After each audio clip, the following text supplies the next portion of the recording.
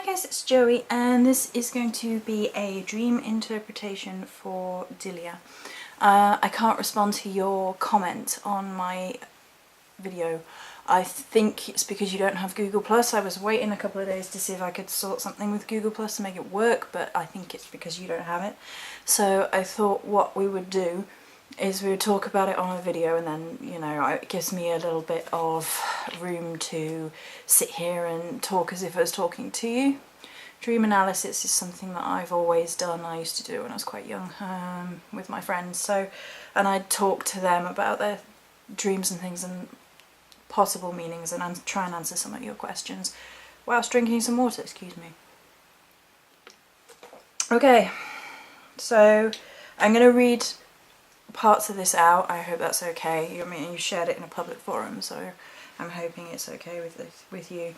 And then I will talk about how I would interpret that. So I dreamed of a table. On it there were 2 runes, but cannot remember what they were, didn't recognise them. Down the centre of these 2 runes, the runes were written down on cards, and down the centre was the word Ogum. The only thing I saw was the table and what was placed upon it. Okay, so there's a table with 2 runes which were unidentifiable.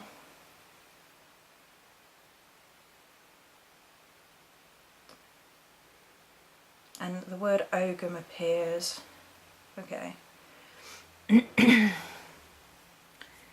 Okay, well, obviously Ogum is Celtic and is very specific to the Celtic divination.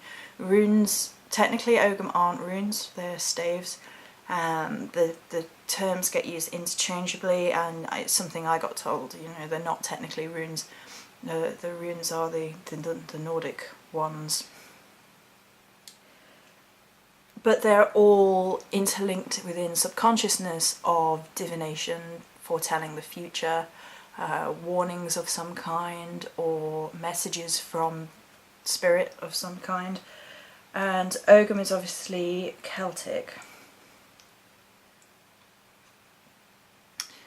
The table is obviously a focal point to make sure that you were aware of these things being placed in front of you. Because quite often, you know, the table is someplace that we sit to do something. You know, we sit there to eat dinner, or we sit there to craft things, or we sit there to do our homework, or whatever. So the table is sort of a place where you would sit and receive something. So all those 3 things, you know, Ogum, runes and table, are all, to me, to do with sitting and being aware of receiving a message of some kind from divination. And you go on to say, I could sense a changing landscape around me and the warmth of the sun. I smelt the ocean and earthy smells of a deep forest. Okay, so the changing landscapes, the sense of ocean and deep forest. So the fact that you are sensing them with smell and not seeing, I don't know if you were seeing them as well. You said you could sense it and it kept changing in flux. You felt the warmth of the sun, so that's feeling, and then you smelt the ocean and deep forest. So it's again bringing your attention to sensing messages from spirit, from divinity, which may not necessarily be seen, but instead felt or smelt or felt or smelt or sensed. It sounds like a little rhyme. I'm weird. Okay, right, carry on. So paying attention to messages which are not necessarily visual, and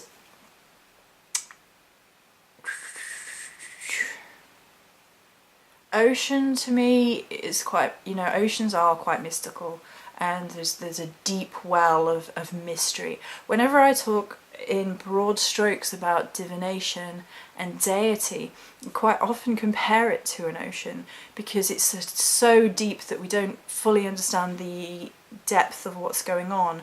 And I often compare our experiences to sort of seeing lights dapple over the waves, because we see that glimmer, we see that shimmer, we see that mystery, that spark of illumination, that incredible beauty, and we see a little fragment of it, but there's so much going on under the water that we may never know about in our lifetime. And forests, deep forests, are a place of incredible deep magic. They are the way of nature gone wild. There aren't many old forests like that anymore, unfortunately. And they take us back to something more primal, something where nature is wilder, it's just closer to the goddess or god, and how you interpret deity. Then the dream changed and ravens were everywhere. Behind them was red.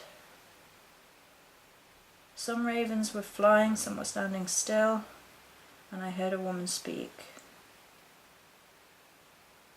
Okay, I think you ask if it's possible to be Morrigan.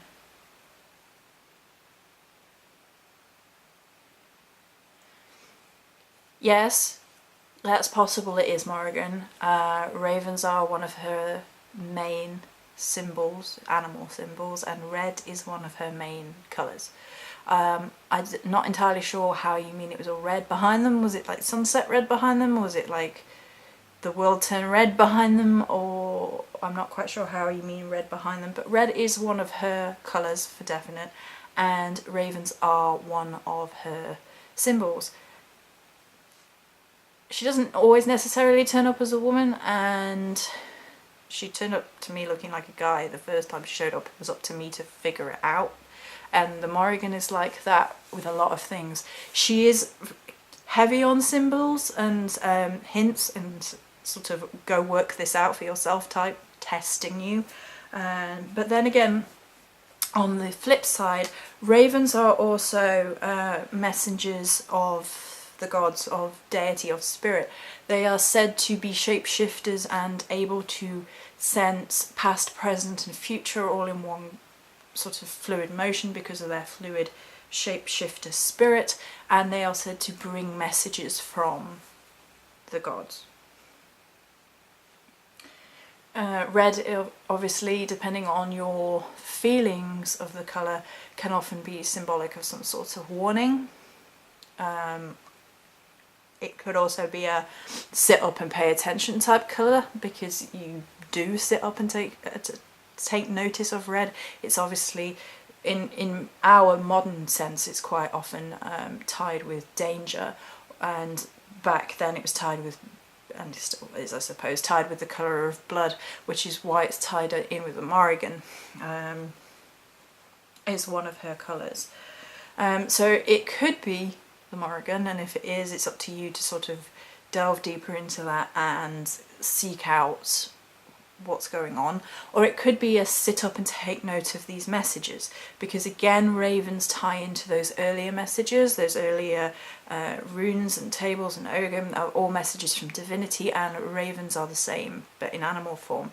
Given that you had seen the word Ogum, which is Celtic, and then ravens, and your thoughts was it was Morrigan, it's quite likely that your intuition is telling you that it is the Morrigan, or if there is a Celtic connection there somewhere, if it's not. Right, let's go on from there.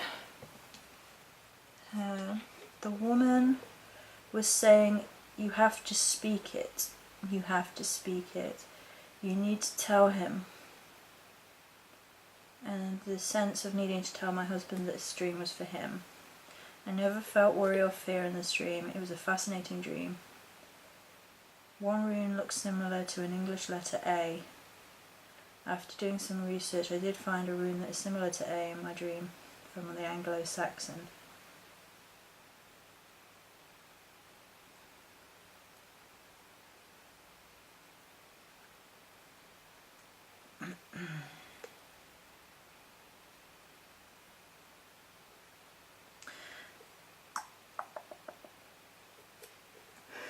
Right, so needing to tell your husband, need to tell him and need to speak it. I'll have a look out here a second if I can find which Anglo-Saxon rune you mean. Anglo-Saxon rune.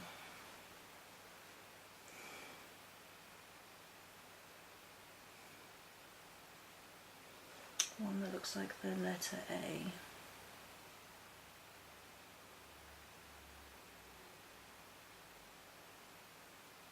Bow. Okay, Anglo-Saxon year. I don't work with the Anglo-Saxon runes, so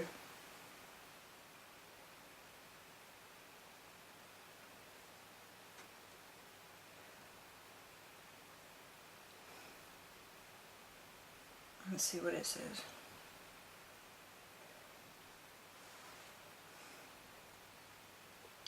If the dream was for your husband and not for you, or it could be tying into something else. It could be that you've had messages that you need to sit up and take notice and talk to your husband about, or that he's having...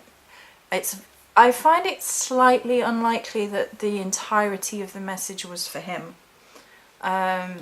It's possible, of course, if he's unlikely to sit up and take notice of messages. So it just means bow.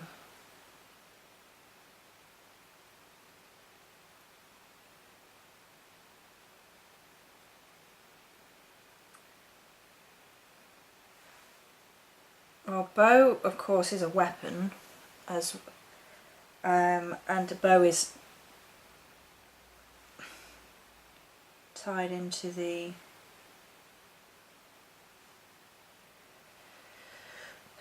God goodness, warrior aspect. I'm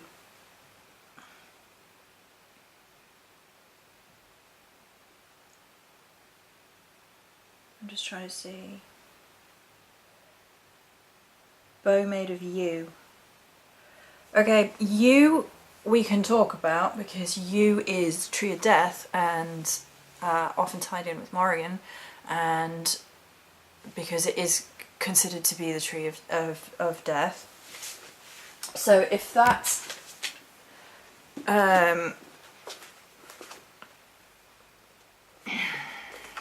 if that rune is meaning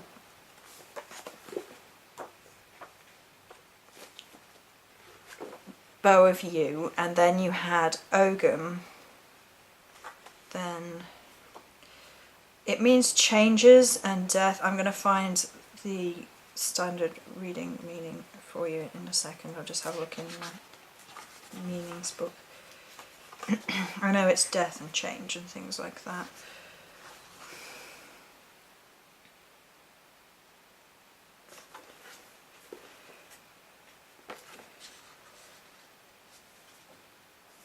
Though there are other...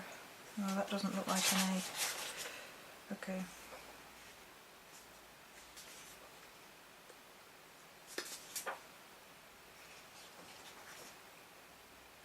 Excuse me a minute while I find this. Okay, so death and rebirth, a time of transitions and change, yeah.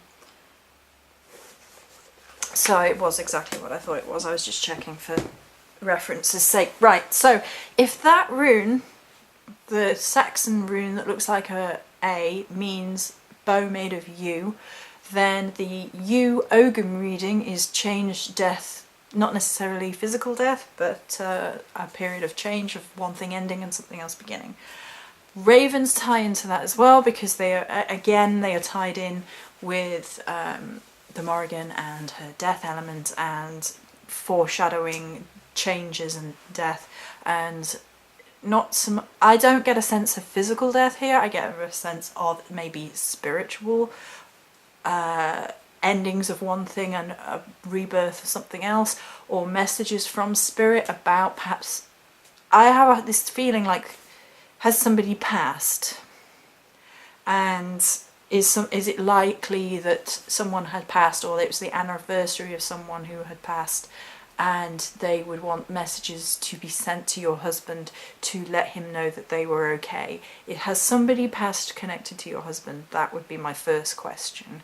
And is it likely that they would want to pass on messages through spirit to him to be like, we're all right, or we, you know, don't be sad, or don't stop your life because of this, or keep changing, or keep going? If I'm completely wrong about that, which I don't know, I just, it's given all the you and the raven and the tell him and the transition and the red and all of that, that was my feeling. I could be wrong.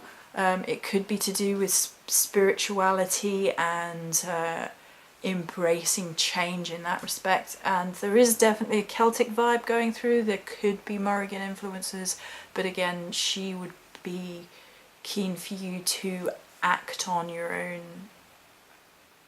intuition in that sense. Go research, go look up, go ask questions. Helpful. I'm sorry I couldn't reply to your comment. I was trying to get it to work, but it won't, so I thought we'd do a video instead. I hope that's useful. Many blessings.